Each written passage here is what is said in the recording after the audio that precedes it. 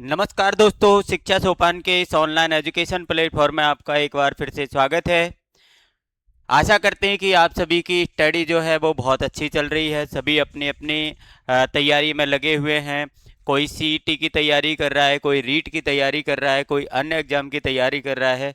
तो आप सभी की इस तैयारी में सहयोग के लिए, आपकी हेल्प के लिए हमारे द्वारा हर संभव प्रयास किया जाता है कि आपको नए नए टॉपिक और अच्छी प्रकार से उनको कंटेंट तैयार करके और आपको एक्सप्लेन किया जाए। तो इसी कड़ी में आज हम आपको हिंदी के अंदर सर्वनाम का टॉपिक जो है वो आज हम पढ़ने वाले हैं। सर्वनाम का टॉपिक परीक्षा की दृष्टि से खूब इम्पोर्टेंट होता है, क्योंकि परीक्षा में ज़्यादातर छोटी छोटी चीज़ें पूछी जाती हैं। हम भूल जाते हैं कि संज्ञा, सर्वनाम, विशेषण इनको क्या पढ़ना, ये परीक्षा में नहीं आते हैं, बट सारी चीज़ें परीक्षा के अंदर आपको आती है। तो यदि आप चैनल पर नए हैं तो चैनल को सब्सक्राइब कर लो, लाइक और कमेंट कर दिया करो और शेयर कर दिया करो। ज़्यादा से ज़्यादा आपके पास जितने भी प्लेटफॉर्म हैं, चाहे व्हाट्सअप ग्रुप है, टेलीग्राम है या अन्य जो भी आप चलाते हैं, यूज करते हैं, उस पर आप इसको शेयर कर दीजिए। ये आपसे हमारा निवेदन रहता है, रिक्वेस्ट रहती है। तो चलिए हम शुरू करते हैं और पूरा वीडियो देखा करो, जिससे कि आपको हर चीज़ जो है वो समझ में आ जाए। डेली एक आपको एक सूचना और मैं आपको दे देता हूं कि आज हम शाम को ही इसका एक लाइव सेशन भी रखेंगे, जिसमें अपन संज्ञा, सर्वनाम, विशेषण से संबंधित छोटे छोटे क्वेश्चन जो है वो हल करने वाले हैं। ये शाम को हम 8 बजे से आपकी इसमें लाइव सेशन रखेंगे। तो चलिए देखते हैं सर्वनाम के बारे में। तो सर्वनाम होता क्या है? सबसे पहली बात यह है कि सर्वनाम होता क्या है। देखिए, हमारे एक कहावत है कि आवश्यकता आविष्कार की जननी होती है। मतलब जिस चीज की जब आवश्यकता पड़ती है तो आदमी कहीं ना कहीं से उसको निकाल लेता है, कहीं ना कहीं से वो चीज उसको मिल जाती है। तो आवश्यकता जो होती है आविष्कार करवाती है। जब हमारे हिंदी के अंदर जब संज्ञाएं थी, संज्ञाओं का यूज बार बार हो रहा था, उनकी पुनरावृत्ति हो रही थी, तो उस रचना में कोई भी, चाहे गद्य की रचना में, चाहे वो स्टोरी है, कहानी है, एकांकी है, नाटक है, यदि आप एक ही शब्द को बार बार यदि आप रिपीट करते हैं तो कहीं ना कहीं पाठक के अंदर उसकी अरुचि होती है। तो इस पाठक की अरुचि को दूर करने के लिए, इस पुनरावृत्ति को दूर करने के लिए हमारे हिंदी व्याकरण में ऐसे शब्दों का यूज किया गया जो उस शब्द के स्थान पर तो आ जाए, उसकी पुनरावृत्ति ना होने दे, लेकिन उसका अर्थ भी चेंज ना हो, मतलब उसका वो भाव समझा दे। तो जो भी संज्ञाएं थी, संज्ञा बार बार रिपीट ना हो, संज्ञा की पुनरावृत्ति ना हो, पाठक को एक ही शब्द बार बार पढ़ना और सुनना ना पड़े, इसलिए संज्ञा के स्थान पर कुछ शब्द जो है वो हम यूज करने लगे, उपयोग करने लगे।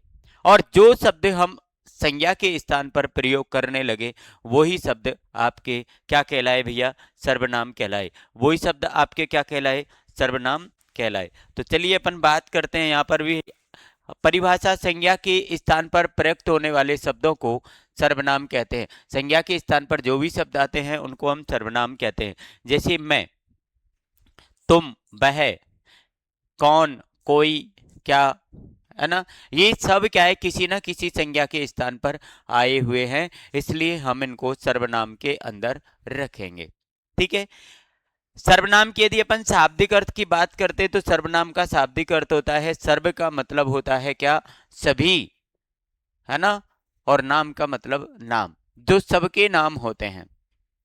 देखिए, मैं यदि मैं बोलता हूं, सबका नाम कैसे हो गया? मैं यदि बोल रहा हूं तो मैं मेरे लिए है, लेकिन आप बोल रहे हैं तो मैं आपके लिए है। कोई और बोल रहा है तो मैं उसके लिए है। तो मैं किसी का एक व्यक्तिगत नाम नहीं है, मैं मेरा नाम नहीं है, मैं किसी और का नाम नहीं है। मैं क्या है? एक ऐसा सर्वनाम है जो जो भी व्यक्ति यूज करता है वो उसी के लिए प्रयुक्त होता है। तो इसलिए इनका हमने जो नाम रखा वो है कि ये सबके नाम होते हैं। अर्थात जो शब्द सबके नामों के स्थान पर, चाहे लड़का, लड़की, कमरा आदि सभी संज्ञाओं के लिए प्रयुक्त होते हैं, वो सर्वनाम कहलाते हैं। चाहे वो किसी व्यक्ति विशेष के लिए यूज हो, चाहे वो स्थान विशेष के लिए यूज हो, ठीक है ना, चाहे वो वस्तु विशेष के लिए यूज हो, कैसे भी प्रयोग में लाए जाएं, वो आपके क्या कहलाते हैं? सर्वनाम कहलाते हैं। आगे अपन बात करते हैं सर्वनामों के प्रयोग से भाषा सहज, सुंदर और सुविधाजनक हो जाती है और संज्ञा की पुनरावृत्ति दोष से बचती है। संज्ञा का पुनरावृत्ति दोष जो संज्ञा के अंदर होता है, एक ही शब्द को बार बार हमको लिखना पड़ता है, पढ़ना पड़ता है, उस दोष को क्या करते हैं, सर्वनाम दूर कर देते हैं। सर्वनामों के भेद यदि अपन बात करें तो हमारी हिंदी के अंदर सर्वनाम के 6 भेद होते हैं। हिंदी के अंदर सर्वनाम के कितने भेद पाए जाते हैं? 6। जैसे आपका पुरुषवाचक सर्वनाम है, पुरुषवाचक में आपको 3 तरह के पुरुष अपन यहाँ पर पढ़ेंगे, उत्तम, मध्यम और अन्य। जैसे मैं, तुम और वह। देखिए, मैं, तुम और वह, इसका मतलब है कि मैं उत्तम, आप मध्यम और वह मतलब अन्य। तो 3 तरह के पुरुष जो है वो अपन पुरुषवाचक सर्वनाम के अंदर पढ़ेंगे। एक आपका निश्चयवाचक सर्वनाम होता है यह, ये, वह, वे। अनिश्चयवाचक होता है कोई, कुछ। प्रश्नवाचक होता है कौन, क्या। आगे इनकी अपन डिटेल पढ़ने वाले हैं। एक होता है संबंधवाचक सर्वनाम होता है जो, सो, जिसका, उसका, जिनके, उनके, जैसी, वैसी, जैसा, वैसा, ऐसे सारे आपके संबंधवाचक सर्वनाम के अंदर आते हैं। एक निजवाचक होते हैं। निजवाचक जो कर्ता जो होता है वो खुद के लिए प्रयोग करता है, जैसे आप, खुद, स्वयं, है ना, स्वतः। ये सारे शब्द जो हैं वो आपके निजवाचक के अंदर आते हैं। अब अपन एक एक को पढ़ेंगे कि सबसे पहले अपन पढ़ने वाले हैं पुरुषवाचक सर्वनाम। सबसे पहले हम कौन सा सर्वनाम पढ़ेंगे भाई? पुरुषवाचक सर्वनाम पढ़ेंगे। अब आपको देखिए, पुरुष का मतलब आप जानते हैं, वाचक का मतलब होता है बोध कराना। वाचक का मतलब क्या होता है? बोध कराना। तो जो सर्वनाम आपको किसका बोध कराएगा? पुरुष का। किसका बोध कराएगा भैया? पुरुष का बोध कराएगा, वो आपका पुरुषवाचक सर्वनाम होगा।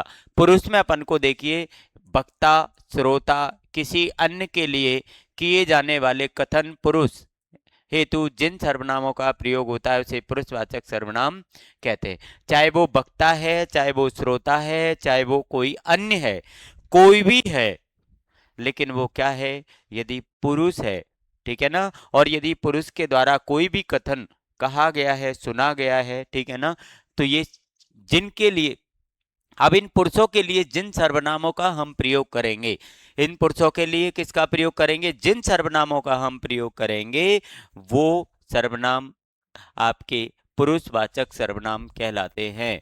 वो सर्वनाम आपके क्या कहलाते हैं? पुरुषवाचक सर्वनाम कहलाते। इसी आधार पर हम पुरुषवाचक सर्वनाम को 3 प्रकार से इसको डिवाइड करते हैं। कितने प्रकार से डिवाइड करेंगे भाई? 3 प्रकार से। 3 प्रकार में सबसे पहला आ जाएगा आपका उत्तम पुरुषवाचक। उत्तम जो होता है वो बोलने वाला होता है, वक्ता या लिखने वाला होता है, लिखने वाला, लेखक। यदि आपको उत्तम पुरुषवाचक सर्वनाम के बारे में आपको पता करना है कि कौन है, तो जो बोल रहा है या जो लिख रहा है। मैं यहां पर लिख रहा हूं, मैं बोल रहा हूं, मैं इस समय क्या हूं? मैं उत्तम पुरुष के अंदर आऊंगा, मैं उत्तम पुरुषवाचक सर्वनाम कहलाऊंगा यदि मैं मेरे लिए जो भी बातें आपसे कह रहा हूं, ठीक है ना। तो जिन सर्वनामों का प्रयोग बोलने वाला, वक्ता या लिखने वाला लेखक अपने लिए करता है उनको हम पुरुषवाचक सर्वनाम कहते हैं। जैसे मैं, मेरी, मेरा, मुझे, हम, हमारा, हमारी, हमको आदि पुरुषवाचक सर्वनाम है। मैं मेरे लिए किन किन शब्दों का यूज कर सकता हूं, वो आपके उत्तम पुरुषवाचक है। जैसे मैं मेरे लिए मैं बोल सकता हूँ, मेरा बोल सकता हूँ, हमारा बोल सकता हूँ, हम बोल सकता हूँ, हमें बोल सकता हूँ, मेरा, मेरी, मेरे, हमारा, हमारी, हमारे। ऐसे यदि जो भी मैं शब्द मेरे लिए यूज कर सकता हूँ वो आपके पुरुषवाचक, वो उत्तम पुरुषवाचक सर्वनाम कहलाते। जैसे यहाँ पर अपन ने एग्जाम्पल दिया कि मैं अपने स्कूल गया, मैं अपने स्कूल गया, मैं आपको बोल रहा हूँ, वक्ता हूं मैं इस समय। तो यहां पर जो मैं है, मैं, ये आपका क्या है? उत्तम पुरुषवाचक सर्वनाम है। हम प्रदर्शनी देखने गए, तो हम जो है यहां पर वो आपका उत्तम पुरुषवाचक है। हम गए, हम गए मतलब जो बोलने वाला है वो कह रहा है कि हम प्रदर्शनी देखने गए, ठीक है। तो ये आपको उत्तम पुरुषवाचक के अंदर आते हैं। चलिए आगे देखते हैं। इस विषय में हमारा बोलना ठीक नहीं। इस विषय में हमारा बोलना ठीक है। अब देखिए यहाँ पर हमारा जो शब्द है, हमारा जो शब्द है ये आपका उत्तम पुरुषवाचक है। कौन सा शब्द? हमारा, है ना। इससे अपन को कोई मतलब नहीं, अपन को उत्तम पुरुषवाचक पढ़ रहे, तो उत्तम पुरुषवाचक में हमारा जो शब्द है ये आपका उत्तम पुरुषवाचक सर्वनाम रहेगा। अब अपन पढ़ेंगे मध्यम पुरुषवाचक सर्वनाम। कौन सा? मध्यम पुरुषवाचक सर्वनाम। देखिए मध्यम पुरुषवाचक में क्या आ जाएगा? वक्ता या लेखक, सुनने वाला, श्रोता। ये वक्ता और लेखक आपके किस में आ गए? उत्तम। इसमें क्या आएगा आपको? सुनने वाला, श्रोता या पढ़ने वाला, पाठक, है ना। ये आपके वक्ता और लेखक किसके अंदर आ गए? उत्तम के अंदर, ठीक है ना। अब आपकी बात है कि सुनने वाले श्रोता और पढ़ने वाले पाठक के लिए किए जाने वाले कथन हेतु जिस सर्वनाम का प्रयोग करते हैं उसे हम मध्यम पुरुषवाचक सर्वनाम कहते हैं। एक व्यक्ति बोल रहा है लेकिन उसके साथ में एक व्यक्ति सुन भी रहा है। मैं बोल रहा हूं, मैं उत्तम पुरुषवाचक हूं, लेकिन आप सुन रहे हैं, आप क्या है? मध्यम पुरुषवाचक है। मैं लिख रहा हूं, आप पढ़ रहे हैं, तो मैं जो लिख रहा हूं मैं उत्तम पुरुषवाचक हूं, लेकिन आप पढ़ रहे हैं, आप मध्यम पुरुषवाचक। आपकी समझ में आ गया? अब मैं मध्यम पुरुष के लिए, मतलब आपके लिए, सुनने वाले के लिए, पढ़ने वाले के लिए कौन कौन से शब्द जो है वो यूज कर सकता हूं? कौन कौन से? जैसे हालांकि ये तू शब्द जो है वो हिंदी में हम यूज नहीं करते हैं, ठीक है ना, थोड़ा भद्दा लगता है। बाकी की तू शब्द भी हमारा क्या मध्यम पुरुष के अंदर आता है। तुम, तेरा, तेरी, तुम्हारा, तुझे, तुम्हें, आप, आपका, आपकी, अपना, अपनी, आपको, अपने आदि मध्यम पुरुषवाचक सर्वनाम कहलाते हैं, है ना। ये सब आपके मध्यम पुरुषवाचक है। जैसे इनका प्रयोग अपन देखते हैं एग्जाम्पल में, जैसे इनको कैसे आपको आते हैं। यहाँ पर कुछ अपन ने एग्जाम्पल लिखे हैं, तो एग्जाम्पल के बारे में अपन देखते हैं। तू बहुत अच्छा लिखती है, ठीक है ना। हमने किसी दूसरे से कहा है, तो ये आपका क्या है? वो मध्यम पुरुषवाचक हो जाएगा, मध्यम। तुम्हें गुरुजी ने बुलाया, तुम्हें, ये आपका मध्यम हो जाए। आप सबके लिए पूजनीय है, तो इसमें आप जो है वो मध्यम हो जाएगा। अब ये पता कैसे चला? क्योंकि हम यदि किसी शब्द का यूज सामने वाले के लिए कर रहे हैं, जो हमारे सामने बैठा है वो हमारी बात को सुन रहा है या हमारी बात जो हमने लिखी है उसको पढ़ रहा है, तो वो आपका मध्यम पुरुषवाचक सर्वनाम कहलाता है। चलिए आगे बढ़ते हैं। अन्य पुरुषवाचक सर्वनाम। आगे अपन पढ़ेंगे अन्य पुरुषवाचक सर्वनाम। देखिए अन्य पुरुषवाचक सर्वनाम के बारे में। अन्य पुरुषवाचक सर्वनाम जो होता है, जैसे माना कि अभी हमने पढ़ लिया, एक तो बोलने वाला, वक्ता पढ़ लिया, लिखने वाला पढ़ लिया, सुनने वाला पढ़ लिया, पढ़ने वाला भी पढ़ लिया। अब तीसरा कौन सा है? अन्य पुरुष, मतलब जिसके बारे में अपन बात कर रहे हैं, जो अन्य है, ना हम में, मुझ में शामिल है, ना आप में शामिल, मतलब ना वो वक्ता है, ना वो लेखक है, ना वो श्रोता है, ना वो पढ़ने वाला पाठक है, इनमें से कोई नहीं है, वो अन्य है। जैसे यहां पर अपन ने लिखा कि जिन सर्वनामों का प्रयोग वक्ता, लेखक, वक्ता या श्रोता को छोड़कर किसी अन्य के लिए किए जाने वाले कथन हेतु किया जाता है। चारों को छोड़कर, वक्ता, श्रोता, लेखक, पाठक, इनको छोड़कर यदि आप किसी अन्य के लिए जिस सर्वनाम का प्रयोग कर रहे हैं, वो सर्वनाम आपका, या जिस कथन का प्रयोग कर रहे हैं वो आपका अन्य पुरुष वाचक सर्वनाम कहलाता है। जैसे आपका यह, वह, ये, वे, उसका, उसकी, इसे, उसे, इन्हें, उन्हें, उनका, उनकी, उनके, उसको आदि अन्य पुरुषवाचक सर्वनाम के उदाहरण हैं। जैसे आपको यहाँ पर दिया कि वह रोते रोते सो गई, तो वह अपन ने किसी दूसरे की बात की कि वह रोते रोते सो गई। अब देखिए हम वह, ना तो मैं हूं ना तुम है, मतलब ना वक्ता है ना श्रोता है। उसको बुलाकर समझाओ, उसको, उसको बुलाकर समझाओ, ये दोनों क्या हो गए? आपके अन्य हो गए। उन्हें अपनी गलती पर पछतावा है, उन्हें, ये क्या हो गया? आपका अन्य हो गया। तो जब हम वक्ता, श्रोता, पाठक, लेखक, इन चारों से अलग की बात करें, वो आपका अन्य पुरुषवाचक सर्वनाम कहलाता है। ये आपका पुरुषवाचक सर्वनाम है जिसके आपके तीन उपभेद होते हैं, उनके बारे में भी अपन ने बात कर ली। अब अपन दूसरा सर्वनाम पढ़ेंगे, निश्चयवाचक सर्वनाम। दूसरे सर्वनाम के बारे में पढ़ेंगे, निश्चयवाचक। अब आपको निश्चय शब्द से ही लग रहा होगा, वाचक का मतलब होता है बोध कराना। इसका मतलब है कि ये कुछ ना कुछ निश्चितता का बोध कराएगा, कुछ ना कुछ निश्चित करेगा।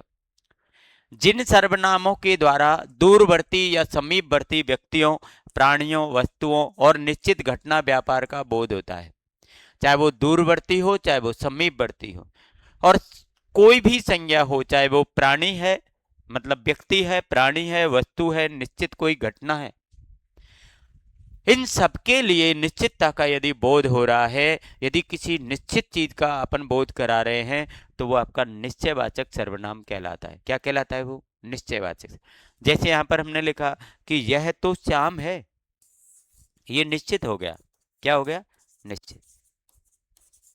जैसे किसी ने पूछ लिया भाई ये कौन है, तुरंत दूसरा बोला अरे ये तो श्याम है, अरे ये तो श्याम है, यह तो श्याम है। तो यह जो है आपका, ये श्याम की निश्चितता का बोध करा रहा है, ये निश्चित बता रहा है।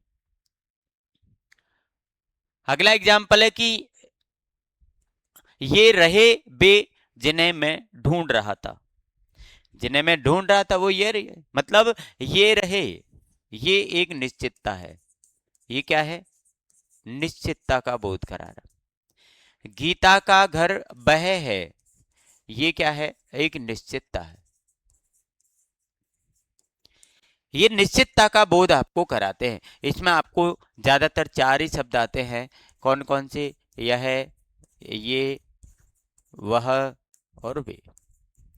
ये चार शब्द जो है ये आपके, हालांकि ये शब्द ये सर्वनाम ऐसे भी है कि अन्य सर्वनामों में भी शामिल होते हैं, लेकिन ये अपन को भाव देखना पड़ेगा कि ये किस रूप में यहाँ पर आए हैं।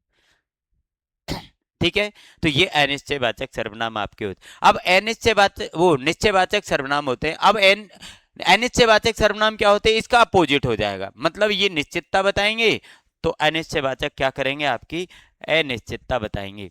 जैसे अपन यहाँ पर अनिश्चयवाचक सर्वनाम के बारे में बात करें, ये आपकी अनिश्चितता का बोध कराएंगे। किसी अनिश्चित व्यक्ति, वस्तु, घटना, व्यापार के लिए प्रयोग में आने वाले सर्वनाम अनिश्चयवाचक सर्वनाम कहलाते हैं। हमने वहां पर निश्चित बताया, यहाँ पर हम अनिश्चित बताएंगे। चाहे वो कोई भी संज्ञा है, वस्तु है, घटना है, व्यक्ति है, स्थान है, कुछ भी है, जहां पर निश्चितता नहीं है, वो आपका अनिश्चयवाचक सर्वनाम। जैसे यहाँ पर हमने लिखा कि कोई, किसी। कोई में हमें पता नहीं किसके बारे में बात कर रहे हैं, किसी और कुछ। सजीव प्राणियों के लिए कोई, किसी आता है, जबकि निर्जीव के लिए क्या आता है? कुछ आता है। निर्जीव के लिए कुछ सर्वनाम का प्रयोग किया जाता है। जैसे यहाँ पर एग्जाम्पल अपन देख लें कि शायद बाहर कोई आया है। अब देखिए कोई किसका प्रतिनिधित्व कर रहा है? यहाँ पर व्यक्ति का। अपन कह रहे शायद बाहर कोई आया है। अब कोई, कोई कौन? कोई ना कोई व्यक्ति है। तो ये जो कोई शब्द है ये किसके स्थान पर आया? व्यक्ति के स्थान पर। व्यक्ति क्या होती है? संज्ञा। तो ये सर्वनाम हो गया। कौन सा सर्वनाम हो गया? ये अनिश्चित है, इसलिए अनिश्चयवाचक सर्वनाम हो गया। किसी व्यक्ति से कुछ वस्तु, मतलब किसी व्यक्ति, किसी, ये किसका बोध कराएगा? व्यक्ति का। ये कुछ, ये किसका बोध कराएगा? वस्तु का। करा रहा है। यहाँ पर कोष्टक में अपन को लिखा है कि ये व्यक्ति का बोध करा रहा है, ये वस्तु का बोध करा। तो ये कुछ और किसी, ये दोनों आपके क्या है? अनिश्चयवाचक सर्वनाम। ये क्या है भाई? अनिश्चयवाचक। यहाँ पर हमें कुछ तो खाना पड़ेगा, कुछ तो खाना पड़ेगा। ये कुछ क्या है? वस्तु के स्थान पर आया। कुछ किसके स्थान पर आया भैया? यहाँ पर वस्तु के स्थान। तो ये वस्तु के स्थान पर आने के कारण क्या हो गया? सर्वनाम।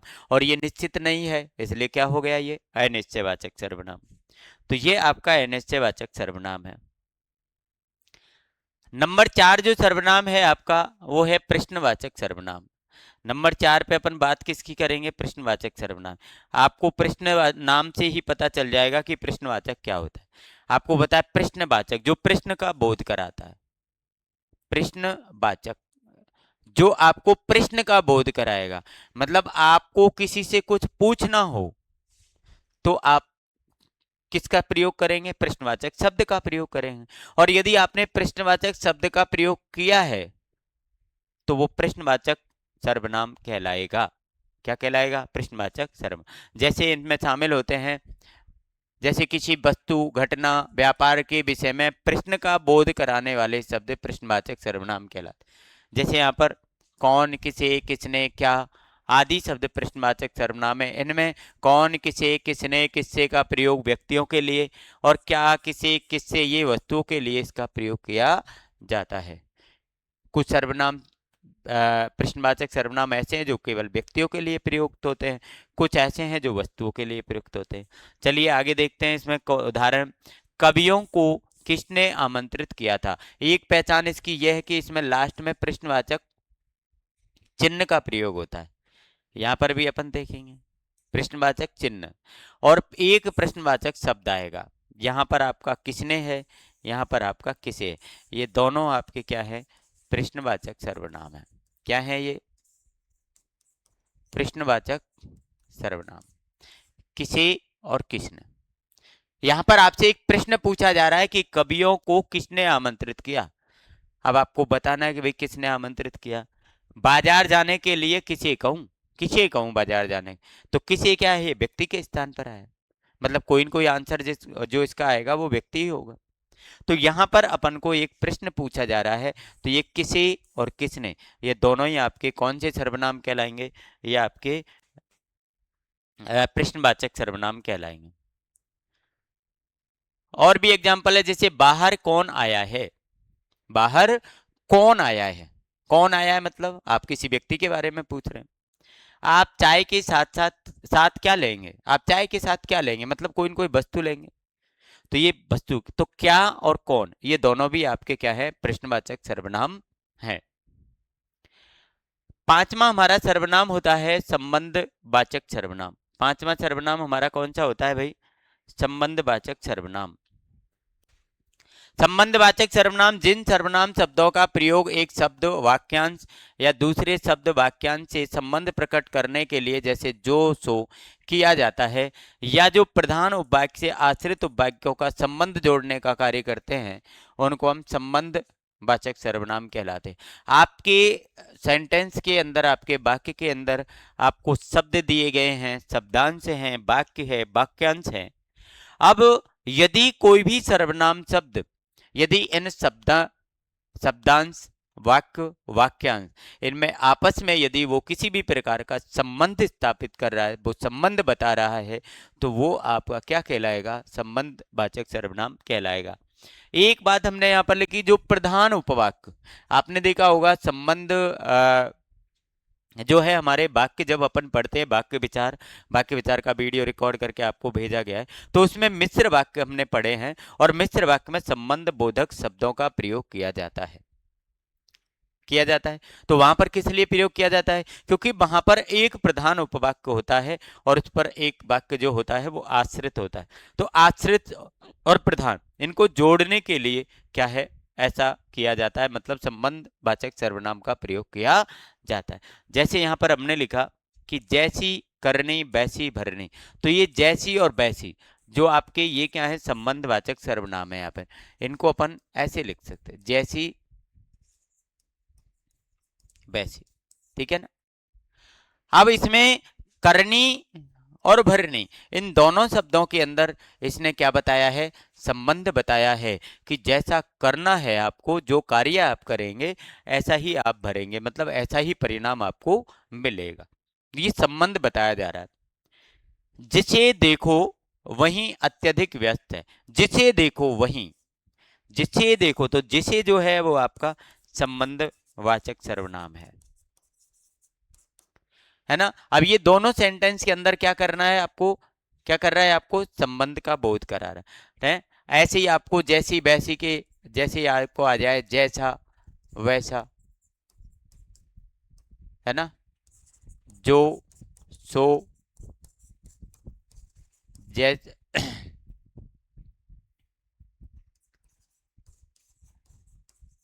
जिसकी उसकी जिनके उनके। यदि आपको ऐसे कोई भी शब्द आपको किसी भी वाक्य को जोड़ते हुए, शब्दों को जोड़ते हुए यदि आपको मिल जाते हैं तो कन्फर्म आपका संबंधवाचक सर्वनाम वहां पर होगा। ठीक है, चलिए लास्ट सर्वनाम नंबर 6, निजवाचक सर्वनाम। कौन सा सर्वनाम है ये? निजवाचक। वाचक का मतलब बोध कराना होता है, निज मतलब अपना, खुद का। तो ये निजवाचक सर्वनाम। देखिए, ऐसे सर्वनाम शब्द जिनका प्रयोग कर्ता के लिए या कर्ता के साथ अपनत्व प्रकट करने के लिए किया जाता है। जिसका प्रयोग कर्ता अपने लिए करता है या अपना अपनत्व प्रकट करने के लिए जिन शब्दों का या जिन सर्वनाम शब्दों का प्रयोग करता है, वे सर्वनाम शब्द आपके निजवाचक सर्वनाम कहलाते हैं। वे सर्वनाम आप शब्द आपके क्या कहलाते हैं? निजवाचक सर्वनाम कहलाते हैं। कुछ विद्वान निजवाचक सर्वनाम को वस्तुतः पुरुषवाचक सर्वनाम का ही एक भेद मानते हैं और कुछ अलग।